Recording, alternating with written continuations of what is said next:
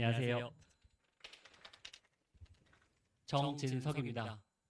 저는 연세대학교에서 수학을 전공했고요. 그다음에 대치랑 반포 그리고 메가스터디에서 한 15년 정도 기간이 오래돼서 잘 모르겠지만 고등부 수업만 진행했었고요. 그다음에 목동으로 오면서 목동 시대인재랑 목동 시대인재 거쳐서 지금 다원에서 중3이랑 고3 두 개 학년 수업 맡고 있습니다.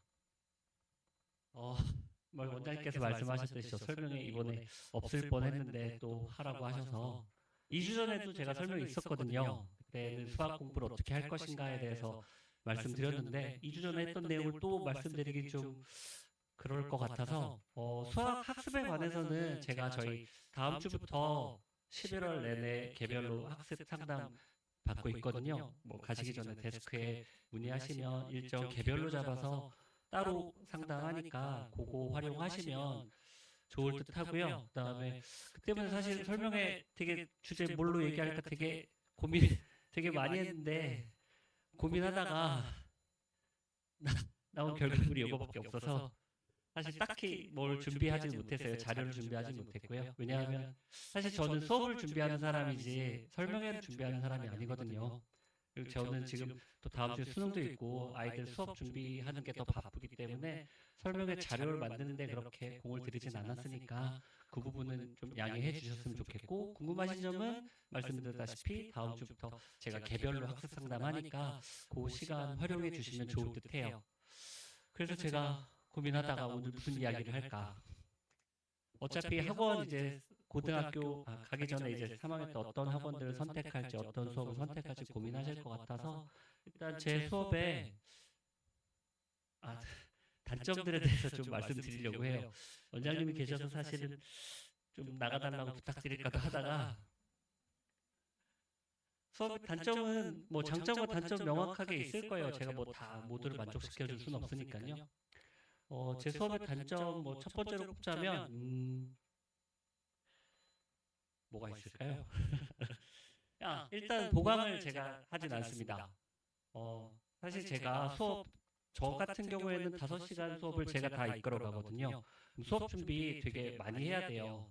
왜냐하면 5시간을 그냥 내용 전달하고 애들 문제 풀고 뭐 이렇게만 하면 지루해서 아이들 못 견디거든요. 그럼 저는 5시간에 어떻게 보면 5시간의 공연을 기획해야 되거든요. 그다음에 어떤 내용을 넣고 어떤 내용을 빼고 그다음에 아이들 또 수업 때 아이들이 잘 모르면 좀 더 시간을 들여서 설명을 해야 되고, 쉽게 이해하면 좀 빨리 넘어가기도 하면서 다양하게 조율하면서 수업을 진행해야 되기 때문에 이 5시간짜리 수업을 보강으로 하기에는 물리적으로 시간적 한계가 되게 명확하거든요. 그러다 보니까 보강을 사실 또 제가 주말에 고3 수업도 있어서 보강을 별도로 물리적으로 잡을 시간이 좀 부족합니다. 그래서 그 부분 조금 감안하셔야 되고요. 그래서 뭐 친구들 생일잔치 다 챙기는 아이들이나 혹시 또 좀 마음이 그렇지만 몸이 자주 아파서 결석이 잦은 친구들 같은 경우에는 수업이 적합하지 않을 수 있어요. 그 부분 좀 감안하시면 좋을 듯 하고요. 그다음에 그렇다고 해서 뭐 어쩔 수 없는 상황에 빠지게 되면 보강을 아예 안 하진 않거든요. 대신에 그럼 저도 사실 준비할 게 더 많아서 왜냐하면 압축해서 수업을 진행해야 되기 때문에 제가 더 준비할 게 많아지긴 하지만 뭐 아예 안 하진 않지만 그래도 충분히 다 보강이 이루어지진 않으니까 그 부분 감안하셨으면 좋겠습니다. 아예 안 배웠던 친구들 같은 경우에는 좀 어려워할 수 있거든요. 그다음에 두 번째는 이걸 단점이라고 봐야 될지 잘 모르겠는데 제가 채점 안 해주거든요. 채점 스스로 하라고 하거든요. 이제 중3 어떻게 보면 사실 제가 중3이라고 수업을 하지만 사실 고등학생이라고 생각하고 수업을 진행하거든요. 근데 고등학생인데 채점 스스로 안 한다라는 건 초등학교 1, 2, 3학년 학습인데 지금까지 학습 습관이 안 잡혀졌다라는 얘기이기도 하고요. 고등학생들 같은 경우에 3, 4등급 정도 애들 채점만 적절한 타이밍에 제때 해도 5점, 10점 오르거든요. 근데 채점을 안 해오고, 그러니까 아마 저학년 때 다니는 학원에서 답안지 뺐고, 풀이만 해간 다음에 학원에 가서 채점해주고 틀린 거 고치고, 이런 경우 케이스가 많이 있을 거예요. 그래서 답지 없이 그냥 풀이만 해간 경우. 근데 풀이만 해갔을 때 잘 보시면 채점을 안 하기 때문에 이게 문제가 맞았는지 틀렸는지 중요하지 않아요, 사실. 숙제만 다 하면 되거든요. 스트레스가 없습니다. 채점을 하면서 이 틀리는 것에 대한 불편함 그리고 틀린 걸 고쳐서 또는 풀이 과정 체크하고 이런 것도 다 학습의 과정인데 그 학습의 스트레스 불편한 과정들을 다 스킵하고 편하게만 공부한 거거든요. 그렇기 때문에 그 학습의 과정이 아직 습관이 안 잡혀져 있는 같은 경우에는 사실 중3 이제 곧 있으면 고1 올라가는데 제가 고쳐주기에는 시간의 한계가 있고요. 또 시간의 한계도 있지만 제가 사실 그 아이만 신경 쓸 수는 없잖아요. 다른 아이들 지금 성실하게 하는 아이들이 훨씬 더 많은데 그 아이들을 일일이 그 교정들을 해줄 수가 없기 때문에 혹시나 뭐 채점 스스로 하는 거나 이렇게 습관이 안 잡혀져 있는 그냥 풀이만 하는 아이들 같은 경우에는 적합하지 않을 수 있습니다. 또 그 실수가 잦은 학생들 같은 경우에 그냥 풀이만 한 케이스들 되게 많아요. 왜냐하면 꼭 맞을 필요가 없거든요. 사실은 시험장에서는 실수를 줄여내기 위해서 정말 집중해야 되거든요. 한 문제라도 더 맞추기 위해서 노력해야 실수가 안 나오고 그래도 실수가 나오는데 한 문제라도 더 맞으려고 해야 되는데 채점 안 한다는 얘기는 그냥 풀었으니까 틀렸다고 하면 고치면 되지 뭐 이렇게 되면 실수가 많을 수밖에 없어요. 혹시나 여전히 실수가 많다면 가급적이면 100점짜리 시험지를 만드는 훈련을 평소에 해주셔야 되거든요. 난이도에 상관없이 난이도가 쉬워도 담아기가 되게 어려워요. 왜냐면 실수가 나오거든요. 그러니까 혹시나 실수가 잦은 학생들 같은 경우에는 시험지 테스트 난이도를 떨구시고요. 문항수도 줄여주세요. 쉬운 문항수, 낮은 문항수랑 문제 난이도 떨궈서 100점 맞는 경험들을 조금씩 쌓아가야 실수를 줄여나갈 수 있거든요. 그거 감안하셔서 공부하시면 될 것 같고요. 그다음에 네, 제가 계속 단점만 얘기하면 원장님 몇 계신데 뭐 장점도 조금 말씀드리면 저희 반 수업 내용은 제가 다양한 풀이들을 제공하고요. 그다음에 전공도 수학이기도 하고 수학을 좋아하기도 하고 깊이 있는 이론적 배경들도 소개를 합니다. 이게 되게 상위권 아이들한테는 강점이거든요. 날개를 달아줍니다. 상위권 아이들은 이 문제는 이렇게 풀 수도 있고 이렇게 풀 수도 있고 또는 자기 풀이를 저한테 물어보거든요. 이렇게 풀어도 되는지. 그럼 제가 보고 요건 이래서 가능하고 이래서 답이 나올 수가 있었어. 다만 요소는 틀릴 수 있는 여지가 있다. 이런 이야기를 피드백해 줄 수 있어서 상위권 아이들한테는 굉장히 도움이 되는 수업이라고 생각합니다. 사실 제가 대치했을 때 저희 팀장님 수업이 학생들이 되게 많았거든요. 근데 그 반은 중위권 아이들이 되게 많은 수업이었어요. 근데 그 팀장님이랑 제가 얘기하면서 저는 다양한 풀이들을 이렇게 소개하면서 풀이하는데 상위권 아이들은 많대는 맞는데 중위권 아이들은 좀 어려워한다라고 했더니 팀장님이 중위권 아이들은 어차피 이 다양한 풀이를 소화를 못해요. 다양한 풀이를 보면 시험 문제를 맞췄을 때 자기가 어느 걸로 해야 될지 몰라요. 그러니까 도리가 독이 되는 거죠. 여러 개를 배웠지만 아무것도 쓸 수 없는 상황이 되거든요. 그럼 얘는 지금 보통 그래서 중학교 때 뭐 알 때까지 가르친다 이런 컨셉은 이 수많은 풀이들을 다 날리고 하나만 훈련시켜서 그 문제만 어찌어찌 풀게 만드는 거거든요. 중학교 때는 그게 됩니다. 근데 이제 고등학교에 올라가면서 그 풀이의 한계는 명확해지거든요. 사실 어찌 보면 다양한 시선들을 경험하는 건 수학적으로 되게 중요한 작업이어서 저희 반 수업은 그런 면에 있어서 강점이 있고요. 사실 어머님들이 좋아하진 않으시겠지만 수학적으로는 페르마의 정리라고 되게 유명한 정리가 있잖아요.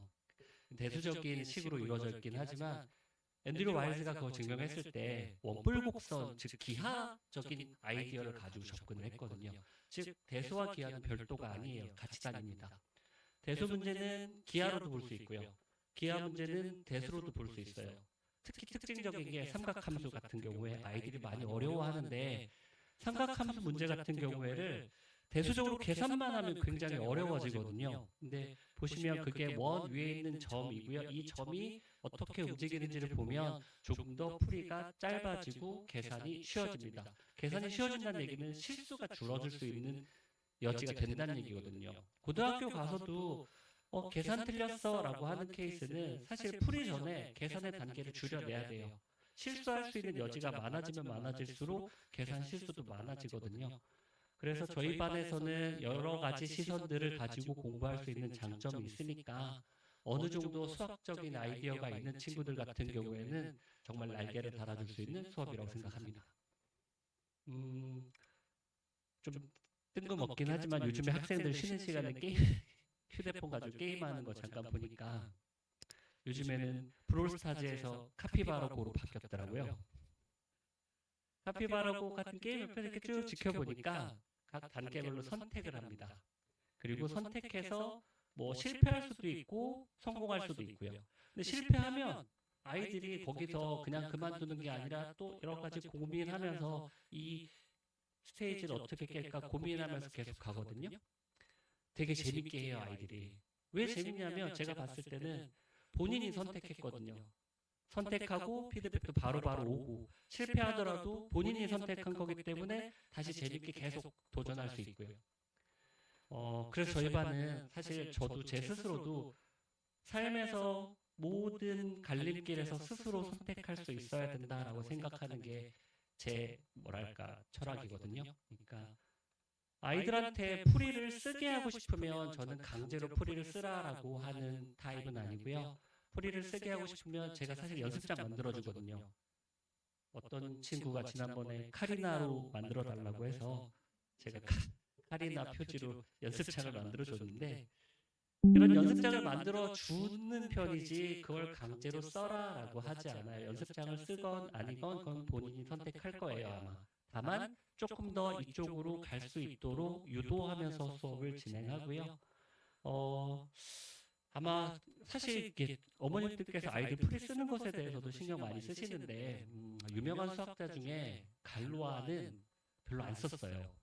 이게 참인데 뭘 쓰냐? 당연한데 뭘 이걸 왜 해야 돼? 그래서 심지어 대학원 시험도 떨어졌거든요. 쓴 게 없어가지고. 근데 푸엔카레 같은 수학자는 정말 디테일하게 많이 썼어요. 심지어 본인의 감기 증상을 그래프로 표현해서 증상이 어떻게 변화한지를 편지로 어머니께 썼습니다. 그래서 자기가 나아가고 있으니까 걱정하지 말라는 걸 그래프로 보여줬거든요.